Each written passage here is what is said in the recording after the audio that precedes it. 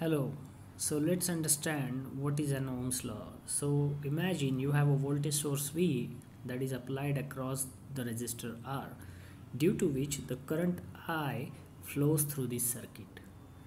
Now Ohm's law states that the voltage in such circuit can be calculated as V equals to current multiplied by the value of a resistor. V equals to I times R.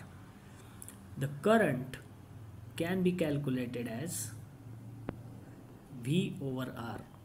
So you just manipulate this equation and I can be calculated as V over R. Similarly, the value of a resistor, as you can see, would be given as V over I.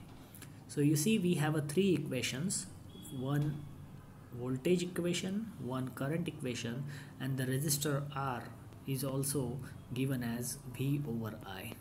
And all these three equations are linear.